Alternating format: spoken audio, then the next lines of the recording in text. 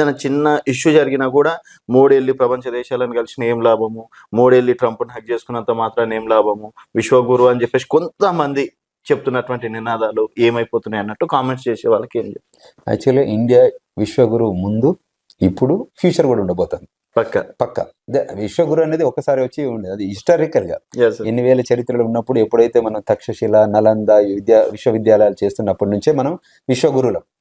కొంతమంది నచ్చట్లేదు కదా సార్, ఉన్న వాళ్ళకి ఒపీనియన్ ఎక్స్ప్రెస్ చేయడంలో ఎవరు తప్పలేదు. ఇప్పుడు డెమోక్రసీలో everybody can express something. Opinions మనం ఇది పట్టించుకోవద్దు. There is a history. ఇప్పుడు నలంద తక్షశిల విశ్వవిద్యాలయాలు అది హిస్టరీ కదా, ఏదైతే ఎడ్యుకేషనల్ సిస్టమ్ లో మనం కనుక్కున్న మెథడాలజీ చరిత్ర కదా. సో చరిత్రను ఎవరైతే మార్చలేరు కదా. రామాయణం, మహాభారతం, భగవద్గీతలు అన్ని క్రియేట్ అయిన చరిత్ర కదా. అంటే బుక్కులు అనేది ఎన్నో రకాల నలంద తక్షశిల యూనివర్సిటీస్లో అప్పుడు లైబ్రరీని ముస్లిం పరిపాలన ఉన్నప్పుడు కాల పెడితే సంవత్సరం కాలిపోయిందట లైబ్రరీ. అంత మెటీరియల్ ఉండే ఆ లైబ్రరీలో. అంటే 1 year కాలేంత బుక్కులు కాలేంత మెటీరియల్ ఆడుంది ఆ లైబ్రరీలో, అంటే విశ్వవిద్యాలయంలో. సో అంచేత అప్పుడుంది, ఇప్పుడు ఉంటుంది. Growing subject. ఫ్యూచర్లో ఇంకా గొప్పగా ఉండబోతుంది. ఎందుకంటే వరల్డ్ లో 30% యూత్ ఇండియాలో ఉంది, వరల్డ్ పాపులేషన్ లో. సో ది 30% యూత్ రేపు వర్క్ చేయబోతుంది గ్లోబల్. వరల్డ్ కి బ్యాక్ ఆఫీస్ ఇండియా అయింది ఇవాళ. ఒకప్పుడు ఆన్ సైట్, ఆఫ్ షోర్ ఉంటాయి. ఇవాళ ఏమైందంటే నియర్ షోర్ లో కూడా వెళ్ళింది ఇండియా. నియర్ షోర్ లో వెళ్ళి కూడా చాలా మందికి ఎంప్లాయ్మెంట్ క్రియేట్ చేస్తుంది, ఎడ్యుకేషన్ చేస్తుంది, కనెక్షన్ తీసుకొస్తుంది ఆ నియర్ షోర్ యాక్టివిటీ వల్ల. సో అందువల్ల ఇండియాకి ఏ మాత్రం వచ్చింది ఇబ్బంది ఏం లేదు. మనకున్నంత బ్యాలెన్స్ లైఫ్ స్టైల్ ఎక్కడ ఉండదు. సో అందువల్ల ఇండియాకి ఫ్యూచర్ బాగుంది. సార్, ఇప్పుడు ప్రపంచ దేశాలు యుద్ధాలు చూసుకున్నట్టయితే ఇప్పటి వరకు రష్యా, యుక్రెయిన్ కావచ్చు, తర్వాత ఈరోజు ఇరాన్, సౌదీ అరేబియా కావచ్చు, అండ్ తర్వాత అమెరికా, వెనిజులా కావచ్చు. సో ఇక్కడ ఇండియా మాత్రం చాలా సేఫెస్ట్ ప్లేస్ లో ఉంది సార్. ఆ విషయంలో మాత్రం మనం ప్రౌడ్ గా ఫీల్ అవ్వాల్సిన విషయం ఏంటారు? తప్పకుండా. ఎందుకంటే గ్లోబ్ వరల్డ్ జియోగ్రఫీలో ఇండియాకున్నంత అడ్వాంటేజ్ వేరే కంట్రీకి ఏం లేదు. ఎందుకంటే 3 పక్కల 3 పెద్ద సముద్రాలు ఉన్నాయి, పైన హిమాలయాలు ఉన్నాయి. సో ఎక్కడెక్కడ చిన్న చిన్న గ్యాప్ ఉంటే దాన్ని ఫిక్స్ చేసుకుంటారు మన బౌండరీస్. అంటే ఒక కంట్రీకి ఇంత ఫుల్ ప్రూఫ్ అన్న బౌండరీ. వాటర్ లో రావాలన్నా కూడా వాళ్ళకి ఇబ్బంది, అటాక్ చేయాలంటే.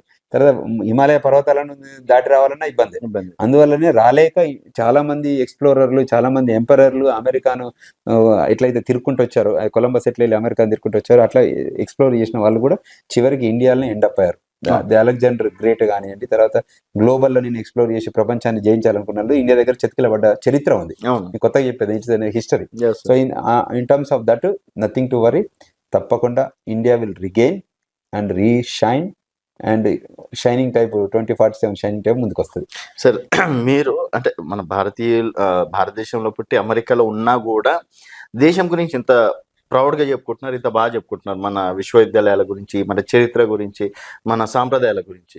బట్ మన దేశంలో కొంతమంది రాజకీయ నాయకులు పక్క దేశంకి వెళ్ళి మన చరిత్ర గురించి హీనంగా మాట్లాడే పరిస్థితులు ఏర్పడ్డాయి. సో ఏమనిపిస్తుంది సార్ అట్లాంటివి ఉన్నప్పుడు?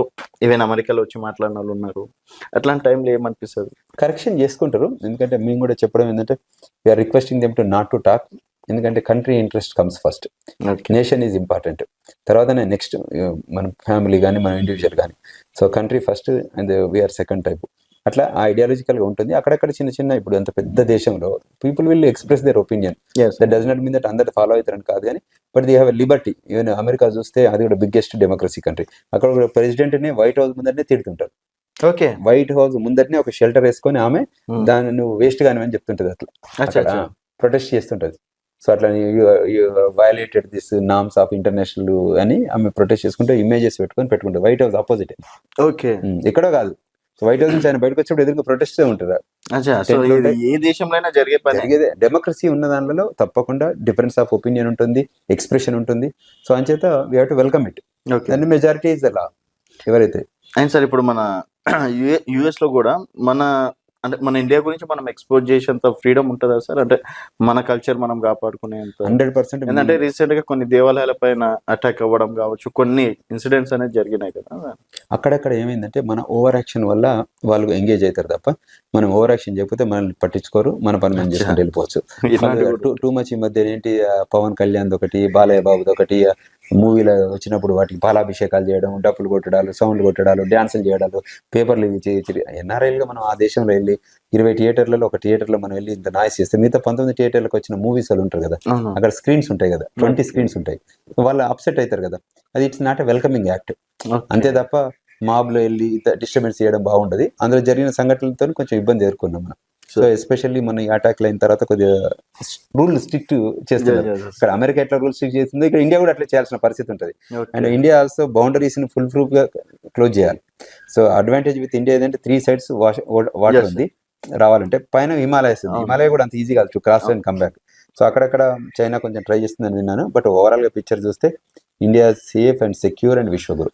Okay sir. అండ్ ఇప్పుడు బంగ్లాదేశ్ దేశ పరిస్థితి, వాళ్ళు కూడా మన అక్కడ ఉన్నటువంటి మైనార్టీ సోదరులు అంటే మన